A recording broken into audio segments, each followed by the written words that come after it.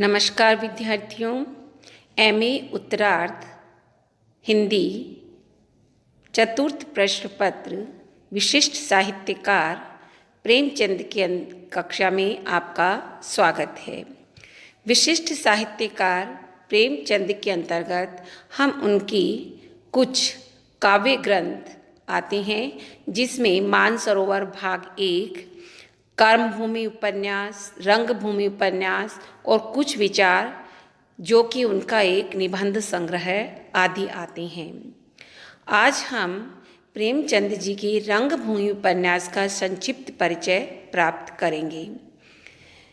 इस उपन्यास में कवि ने क्या कहना चाहा है, इसके बारे में हम जानकारी लेंगे, परंतु इससे पूर्व आइए उपन्यास का प्रेमचंद जी का संक्षिप्त परिचय एक बार पुनः प्राप्त कर लेते हैं। प्रेमचंद जी का जन्म सन 1880 ईस्वी में हुआ था। बनारस के निकट लमही गांव में हुआ था। स्कूल की शिक्षा पूरी करने के बाद अनेक संघर्षों से गुजरते हुए उन्होंने बीए की पढ़ाई पूरी की थी। 21 वर्ष की उम्र में इन्होंने लिखना आरंभ कर दिया। लेखन की शुरुआत इन्होंने उर्दू में नवाब राय के नाम से की थी और 1910 में उनकी पहली कहानी का संकलन सोजे वतन नाम से प्रकाशित हुआ, जिसे अंग्रेज सरकार ने जब्त कर लिया था। इसके बाद उनके जीवन में एक नया मोड़ आया। उन्होंने हिंदी भाषा को लेखन का माध्यम बनाया और प्रेमचंद के नाम से लिखना शुरू कर दिया और आगे चलकर यही नाम भारतीय कथा साहित्य में अमर हुआ। प्रेमचंद ने 1920 तक सरकारी नौकरी की थी। इसी समय उपनिवेशवादी ब्रिटिश शासन के विरुद्ध पूरे देश में सत्याग्रह शुरू हुआ, जिसका उनके मन पर गहरा असर हुआ और उन्होंने सरस्वती प्रेस की स्थापना की और 1930 में हंस नामक ऐतिहासिक पत्रिका का संपादन एवं प्रकाशन शुरू किया। प्रेमचंद जी ने लगभग 300 कहानियाँ लिखी है, जो उनके मानसरोवर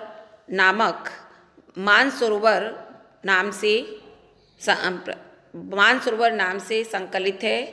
इनके अलावा इन्होंने अनेक उपन्यास और निबंध भी लिखे हैं। उपन्यासों में इनका गोदान, सेवा सदन, प्रेमाश्रम, गबन, रंगभूमि, निर्मला आदि प्रसिद्ध उपन्यास है। इसके अतिरिक्त प्रेमचंद विविध प्रसंग में उनके कुछ वैचारिक लेखों का भी संकलन है। आइए अब आते हम इस उपन्यास रंगभूमि की संक्षिप्त परिचय की ओर। इस महत्वपूर्ण उपन्यास की कथा एक अंधे भिखारी सूरदास को लेकर रची गई है। यह अपनी तथा गांव की जमीन के लिए मरते दम तक लड़ता दिखाया गया है। यह 1930 के आंदोलन की शुरुआत के पहले लिखा गया था। इसमें प्रेमचंद जी की भावी राजनीतिक दृष्टि झलकती है। उनका पात्र सूरदास, जो कि इस उपन्यास का नायक है, कहता है, फिर खेलेंगे, जरा दम ले लेने दो। ये भारत की जनता की ओर से मानो अंग्रेजी शासन को चुनौती दी गई हो। या यूं कहना चाहिए कि यह रचना सन 1920 और 1930 के आंदोलनों के बीच हिंद प्रदेश की रंगभूमि है। इसमें अनेक प्रकार के लोग हैं, जिसमें राजा, तालुकेदार, पूंजीपति, अंग्रेज हाकिम, किसान, मजदूर, और इस प्रकार से हिंदुस्तानी जीवन की एक विशद झांकी इसमें हमें देखने को मिलती है। अभी तक प्रेमचंद जी ने किसी भी उपन्यास में इतने विविधता वाले पात्रों को एक साथ नहीं उतारा है और साथ में जो इतने अविस्मरणीय भी हो। रंगभूमि प्रेमचंद जी का लिखा हुआ सबसे वृहद आकार उपन्यास है। यह 1925 में प्रकाशित हुआ था और कहा जाता है कि इसके 16 संस्करण प्रकाशित हुए और यही इसकी लोकप्रियता का प्रमाण है। विचारों में उच्च और रहन सहन में सादगी का व्यवहार करने वाले प्रेमचंद जी मन में व्यापक सहानुभूति लिए हुए लेखन का कार्य करते थे। अपनी सरल भाषा में उन्होंने जीवन की सच्चाइयों को समाज के सामने रखा और उन पर अपनी कलम चलाई। यहाँ तक कि समाज का यथार्थ अनेक उपन्यासों में कहानी बनकर उन्होंने पाठकों के समक्ष प्रस्तुत किया। प्रस्तुत कहानी जो है पांडेपुर बस्ती में रहने वाले अंधा भिखारी सूरदास की संघर्ष की एक प्रेरणादायी कहानी है और इसमें झोपड़ी में रहने वाले गरीब के साथ साथ उन्होंने खोमचे वाला, पान वाला, पंडित जी, गुमास्ता आदि सभी लोग रहते हैं। तो वहीं दूसरी ओर उसमें जान सेवक यानी एक उद्योगपति जॉन सेवक भी रहता है और वह गरीब सूरदास की जमीन पर अपना सिगरेट का कारखाना बनाना चाहता है, परंतु सूरदास जो है वो बाप दादा की इस जमीन पर कारखाना नहीं बनाने देना चाहता, क्योंकि वे जानता है कि इससे बस्ती के लोगों के लिए कोई खुशहाली तो आएगी नहीं, उल्टे उन्हें कई तरह की परेशानियों का सामना करना पड़ेगा।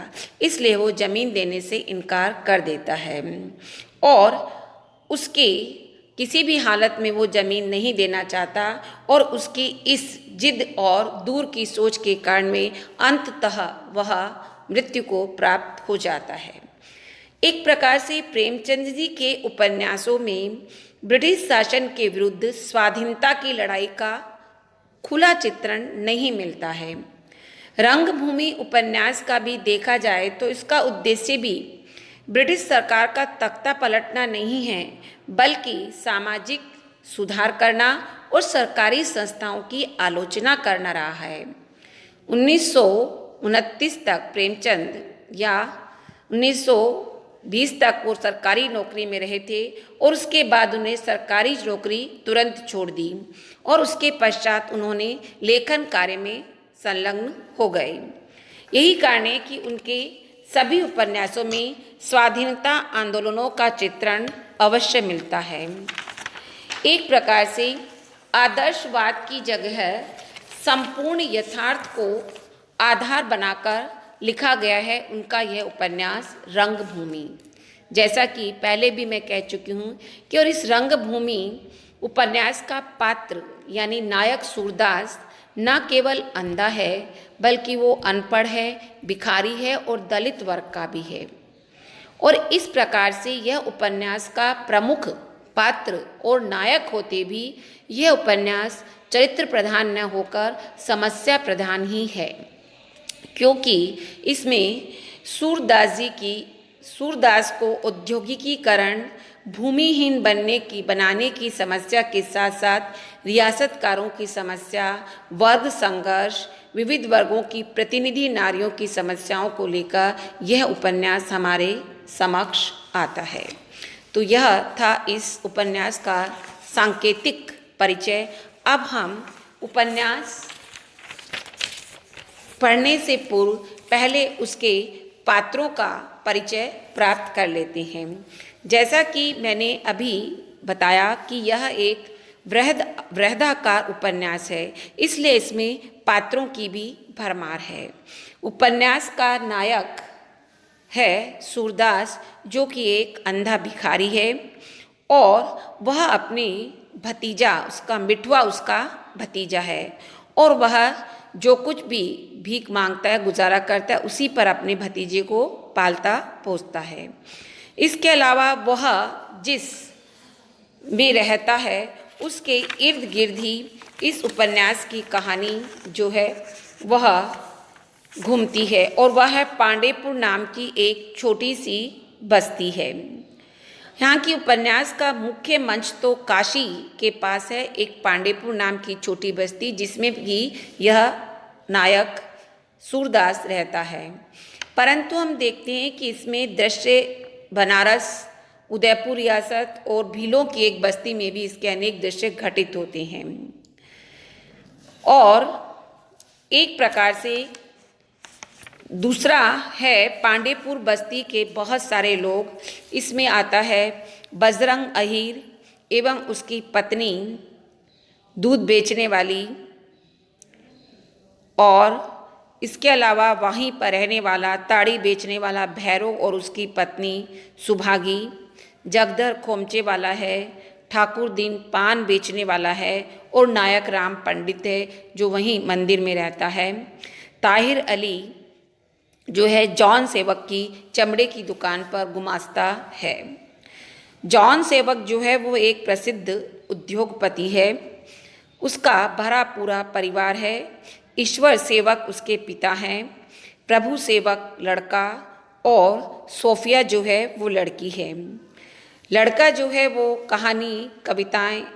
कविता लिखने में रुचि रखने वाला है, और लड़की जो है उसकी अत्यधिक आधुनिक विचारों की है।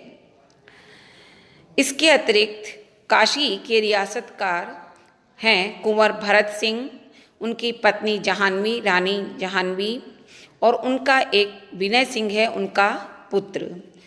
और इसके अतिरिक्त डॉक्टर गांगुली, मुख्य न्यायाधीश मिस्टर क्लार्क, विद्रोहियों का नेता है वीरपाल सिंह और लाट साहब आदि अनेक पात्रों का भी उल्लेख मिलता है। तो एक प्रकार से इसमें मुख्य कहानी के साथ साथ बहुत सारी प्रासंगिक अंतर कहानियाँ भी चलती रहती है, जिसमें एक ओर तो सूरदास और उसकी बस्ती की कहानी है, तो दूसरी ओर उद्योगपति जान सेवक और उस जान सेवक की कहानी है, और रियासतकार भरत सिंह और उनके पुत्र विनय और सोफिया की प्रेम कहानी भी इसमें साथ साथ चलती है। तो यह था इस उपन्यास का संक्षिप्त परिचय। कल हम इसका कथासार पढ़ेंगे। धन्यवाद।